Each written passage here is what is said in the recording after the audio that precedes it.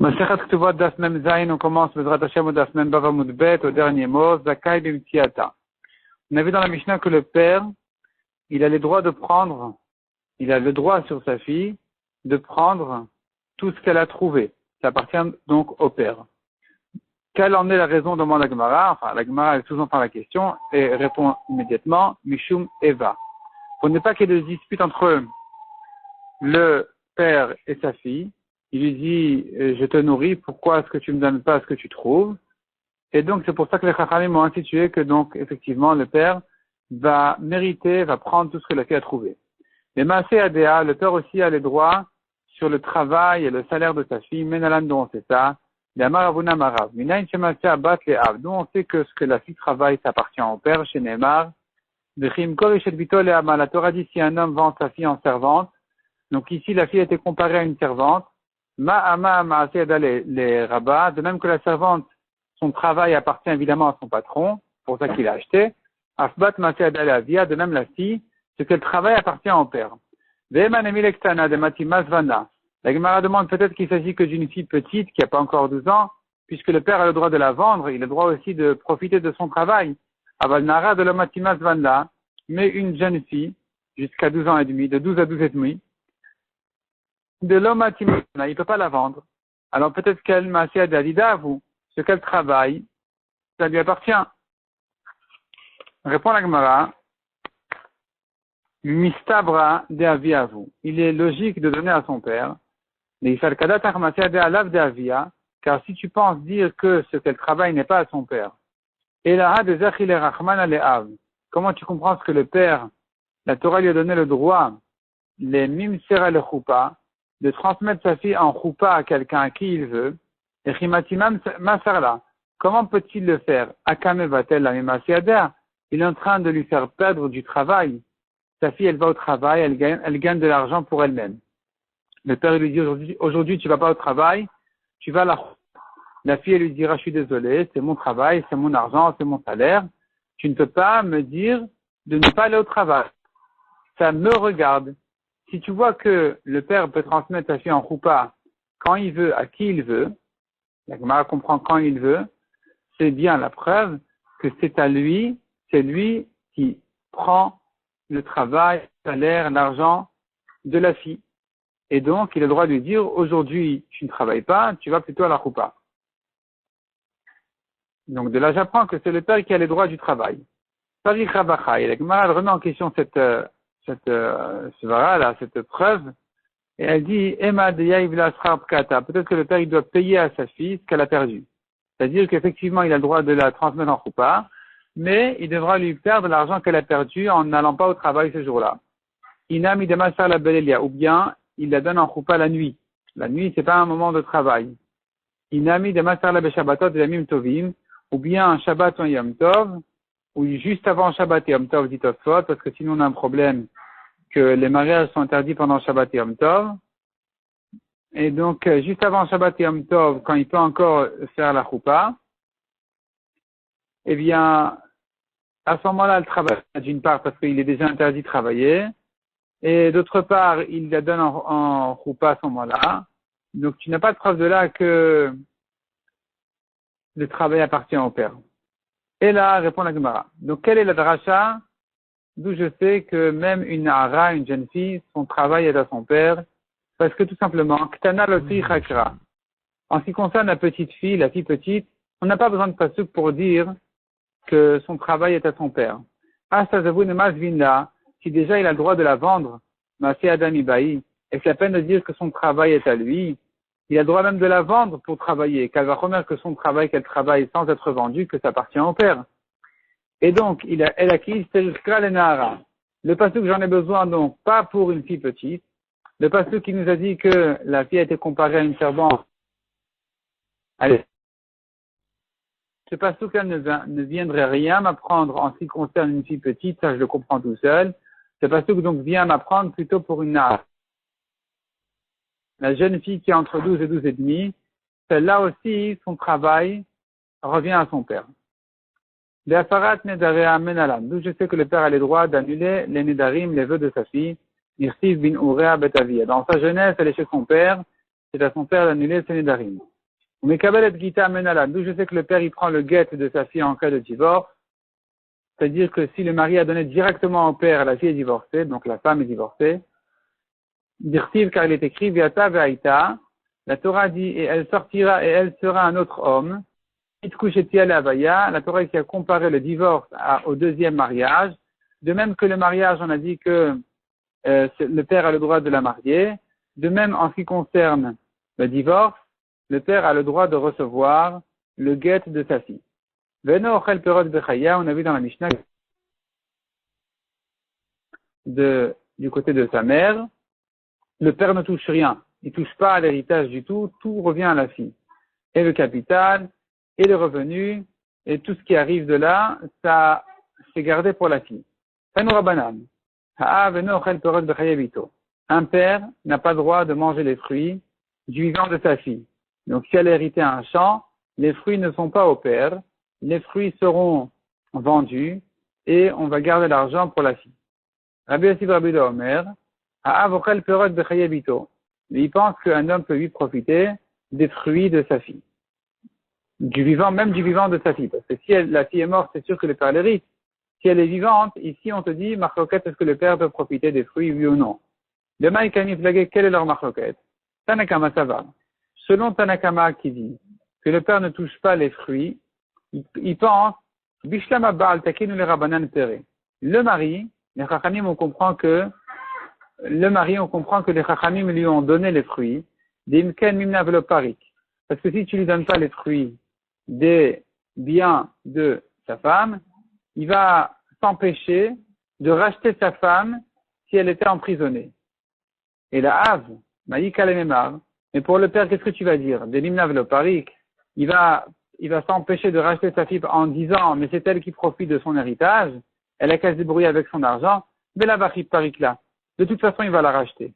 Même s'il ne profite pas de l'argent de la fille, il va la racheter, donc il n'y a pas de raison de lui donner une chose qui ne lui appartient pas. Et Rabbi Yossi de Rabbi Savar, alors que Rabbi Yossi, lui, il pense, Avna Mimimna Veloparik. Le père aussi, il va s'empêcher de racheter sa fille en se disant, Savar, Kisan et Kita Ilava, elle a une bourse, Tizil Vetifok Nafsha, elle a qu'à se racheter toute seule, avec son argent, on m'a toujours empêché de toucher son héritage, et ben elle a qu'à se débrouiller avec son argent. Et donc pour ne pas que le père dise ça, les Chachamim lui ont donné les fruits de sa fille de manière à ce qu'il aille se débrouiller à la racheter, à tout prix. Niset, une femme qui s'est mariée, celle-là qui s'est mariée, Yeter la Babal, le mari a plus de droits que le père avant le mariage, chez Wochel Vechole. Le mari, il mange même les fruits de l'héritage que sa femme a reçu. Tanoura Banan.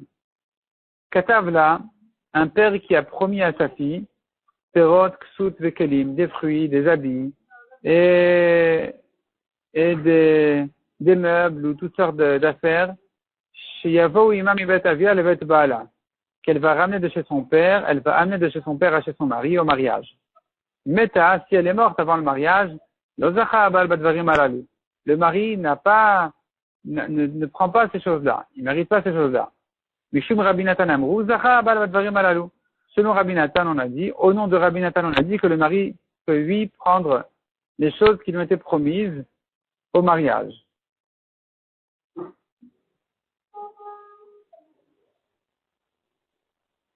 Donc ici, on parle d'un cas où il y a eu des kiddushin, il n'y a pas eu de mariage. Est-ce que le mari prend ces choses-là qui lui ont été promises, oui ou non?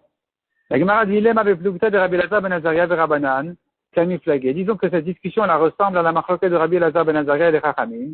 Detnan, ni Tarmela ni Garsha, une femme qui a perdu son mari ou bien qui s'est divorcée, ben mina nisuin, ben mina erusin, aussi bien après le mariage qu'après les kiddushin, Gova et Akol, elle prend tout, toute la ktuva qui lui a été promise. Elle prend tout, même avant le mariage, depuis les kiddushin. Rabbi Lazar ben Azaria Omer, mina nisuin, Gova et Akol.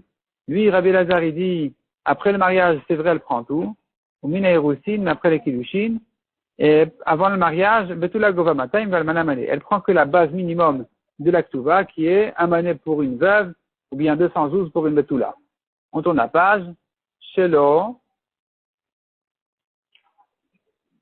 Katavla, El Almenat Lekonsa. Car le mari ne lui a promis la Ktuva que avec l'intention de se marier avec elle, mais pas avant. Donc, s'ils se sont séparés avant le mariage, il n'avait pas l'intention de lui promettre tout ce qu'il a ajouté sur le minimum de la Ktuva. Et la Gemara maintenant comprend que les mains d'Amar Lozacha, qui est Rabbi Elazar ben Azaria, celui qui dit le mari ne prend pas ce que le père lui a promis, le mari avant le mariage ne reçoit pas ce que le père lui a promis pour le mariage. Si la femme est morte, il pense comme Rabbi Elazar qui a dit que la femme non plus ne prend pas tout ce qui lui a été ajouté dans la Ktuva, au-delà du minimum, s'ils ne sont pas arrivés encore au jour du mariage.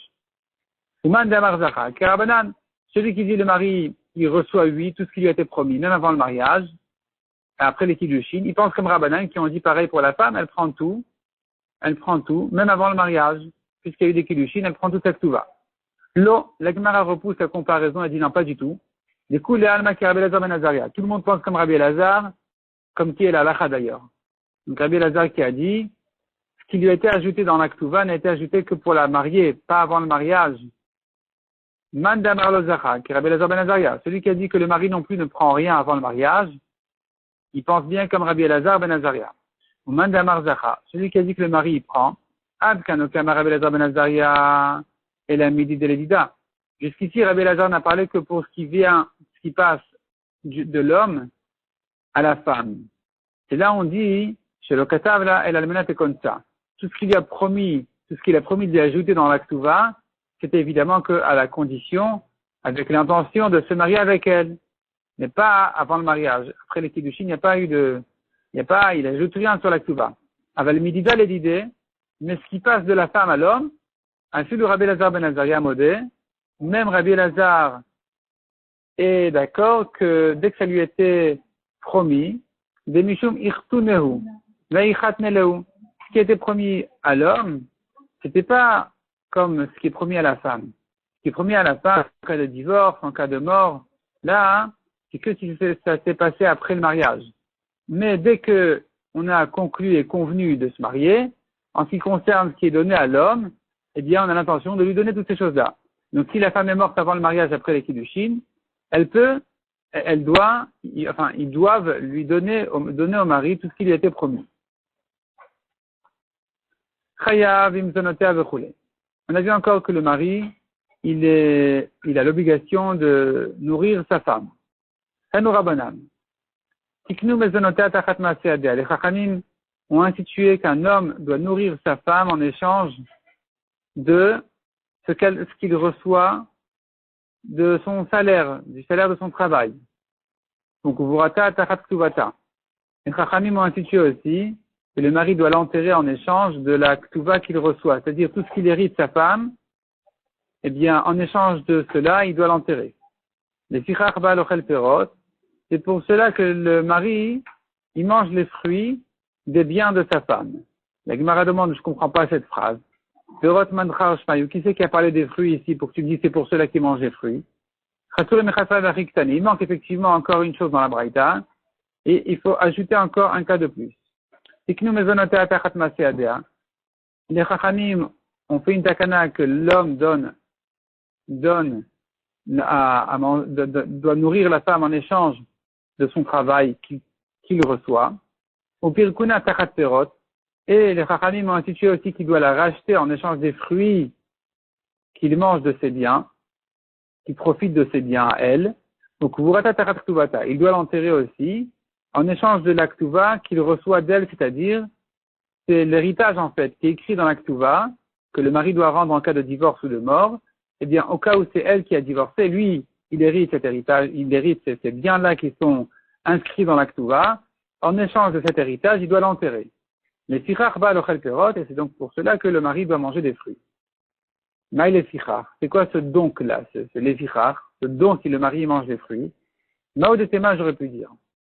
Mechal onichlinu, on devrait dire au mari, écoute, sois intelligent, ne touche pas, ne mange pas les fruits. Anuchen anchinu, garde-les, mets-les de côté. Ben, les fruits évidemment, mais l'argent, la valeur. Deimken, nimnavlo parik, parce que s'il lui mange les fruits, alors le jour où il doit la racheter, il va dire, ah non, mais j'ai tout mangé, comment je peux, il me reste plus rien.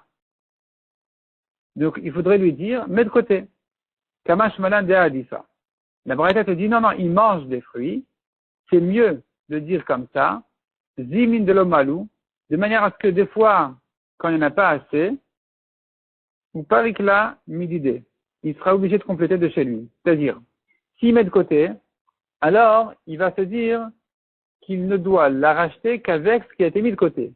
Mais si de toute façon il ne touche pas, mais si, ça c'est s'il ne touche pas, mais si il mange, il profite lui-même, alors il ne fait plus maintenant de calcul à savoir combien j'ai pris, combien j'ai mangé, combien j'ai profité, en fonction de ce que j'ai profité, je vais la racheter. Non, il dit, ça y est, moi je profite des biens, je mange les fruits, en échange, je dois la racheter, peu importe combien, de quelle somme, à combien ça revient, c'est un engagement en échange de l'autre.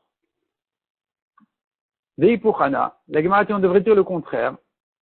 Pourquoi on a décidé que les fruits sont en échange du rachat et que le travail c'est en échange de la nourriture? Amar Abaye répond à la Gemara, c'est-à-dire Veipuchana, on devrait dire le contraire. Dis le contraire. Dis, le mari doit nourrir sa femme en échange des fruits de ses biens et il doit la racheter en échange de son travail à elle. Répond la Gemara Marabé, c'est que nous matouille les matouilles, vesheno matouille les sheno matouilles. Les Rachamim ont institué un engagement qui est fréquent en échange de revenus fréquents, comme le travail et les maisonnotes. Donc il doit la nourrir, c'est fréquent. Elle travaille, elle gagne d'argent, c'est fréquent. Et Enomatui, c'est le rachat au cas où elle était emprisonnée. C'est pas fréquent. En échange des fruits qui mangent de ses biens à elle, ceci n'est pas non plus fréquent. Amarava. Haïtana savar mezonot midoraïta.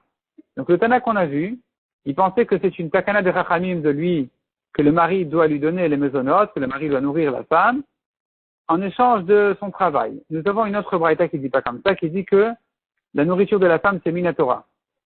Des Tanya, comme on voit dans une braïta. Le pasuk dit, She'erak suta vonata le igra. Un homme qui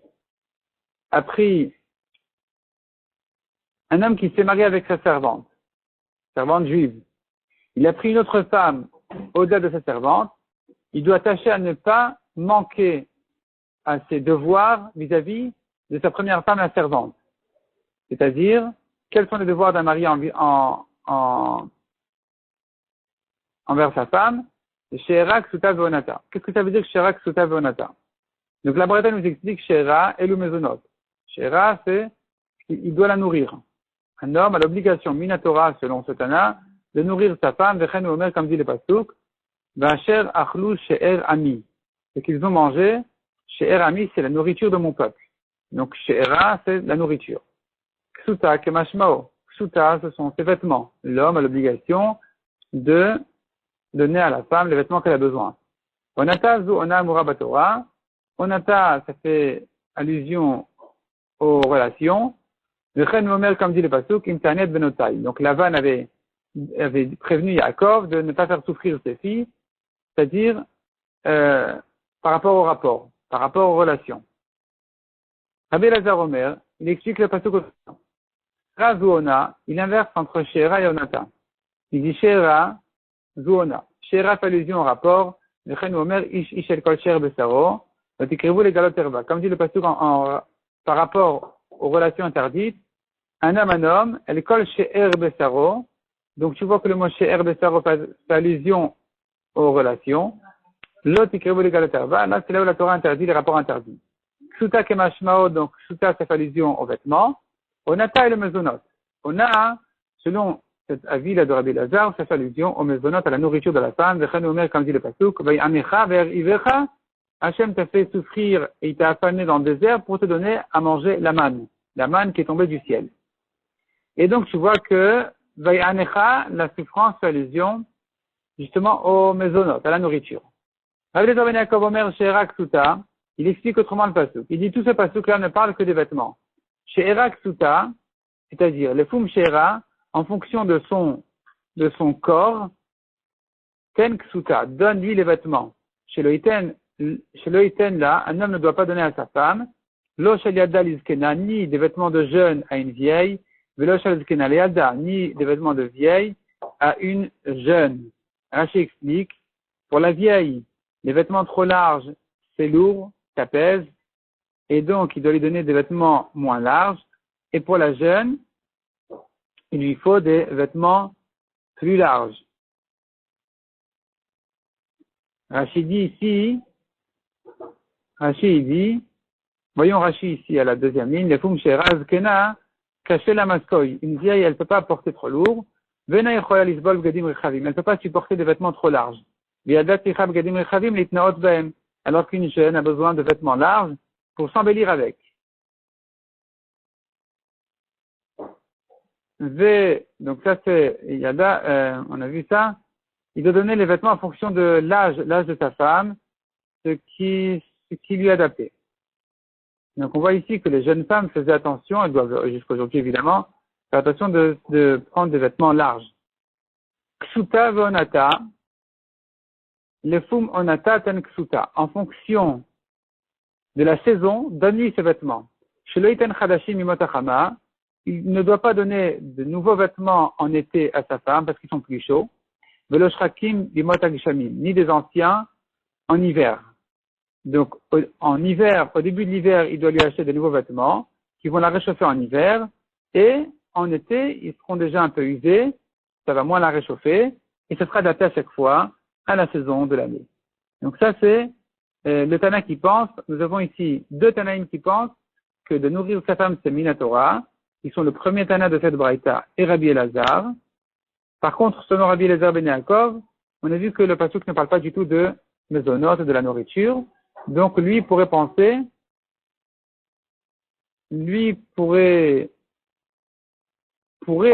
pu penser que c'est des rabbanan comme ce qu'on a vu en haut. Le mari doit nourrir sa femme en échange de Maaseh Adéa. Mais ça dit ici que même Rabbi Elazar ben Yaakov, il pense que mezonot c'est Minatora. La nourriture un homme doit nourrir sa femme Minatora. Il apprend ça par une autre dracha. On n'a qu'à voir ici Tosfot tout en haut à gauche, donc du Daf Memchet. Rabbi Elazar ben Yaakov Omer She'era Ksuta lefum She'era ten Ksuta v'chole. Donc lui il explique tout le passage sur les vêtements de la femme. Et Rashbam de Rabbi Elazar ben Yaakov Savar Nami des mezonot de Horaïta. Rashbam explique que même Rabbi Elazar ben Yaakov il pense que les mezonot de nourrir sa femme c'est Minatora. De'achim mitni sefa di Braïta, comme le dit la suite de la Braïta. Mezonot minaim, d'où je sais que les mezonot aussi, la nourriture aussi, le mari le doit à la femme, puisque finalement c'est sorti du pasuk. C'est-à-dire c'est pas dans le pasuk, ça rentre pas dans le pasuk. Amrat kalvachomer. Umat varim she'endem kium nefesh. Car, tu dis un kalvachomer, si déjà les vêtements, c'est pas si vital que ça, et pourtant le mari a l'obligation de le donner, de varim she'eshbem kium nefesh alachad kama vechama. Kalvachomer, que des choses qui sont des choses que c'est vital comme la nourriture, que l'homme a l'obligation de le donner à sa femme. Et d'où je sais maintenant les relations, puisque finalement lui n'explique pas le pasuk sur ça, ni sur la nourriture, ni sur les relations, donc d'où on sait que ça aussi l'homme a l'obligation, le devoir de le donner à sa femme. Amrat kalvachomer, ça aussi on l'apprend par un kalvachomer. Ou madvarim shelon iset alem nechatchila. C'est déjà des choses comme les vêtements qui ne sont pas la raison de son mariage. C'est pas pour ça qu'elle s'est mariée. Et no racha il n'a pas le droit de ne pas les lui donner. Devarim sheniset alem nechatchila, des choses qui sont l'essentiel du mariage, elle s'est mariée pour ça, pour avoir un mari avec elle. Et nodin sheno racha limnoa mimena, kalvachomer qui n'a pas le droit de lui empêcher les rapports. Et donc cette braïta la pense, enfin Rabbi Elazar ben Yaakov aussi, il apprend du kalvachomer qui est basé sur les vêtements, donc sur l'obligation, le devoir de l'homme est attaché à donner à sa femme ses vêtements. Sur ça, il apprend un kalvachomer qu'il doit la nourrir et qu'il a le devoir aussi de lui donner les rapports. Ou le fisait tema, d'après ce qu'on vient de dire maintenant, ça se reste en question, braïta dilad dektane. La braïta qui avait dit en haut, tiknu mezonot tachat maaseh adéa, que les chachamim ont institué les mezonot, la nourriture en échange du travail de la femme, des mashma des mezonot des rabanan. On comprend, on sous-entend de cette braïta que mezonot c'est que des rabanan, que man atia. Finalement, comme si elle va, puisque tous les trois tanaïm de cette braïta qui ont été ramenés ici pensent que c'est minatora. Le premier tana expliquait que chez Hera, ça fait allusion aux mezonot. Le deuxième tana, Rabbi Elazar, il pense que onata, ça fait allusion aux mezonot. Et même Rabbi Eliezer Ben Yaakov, qui n'explique pas du tout le pasouk à propos de Mezonot, il apprend par un Kalvachomer. Or, un Kalvachomer, c'est Minatora. Donc, Tosfot reste un petit peu en étonnement. Il se demande, comme qui expliquait, qui est le Tana qui pense que Mezonot, c'est que Midirabanat, et ça reste en question dans Tosfot.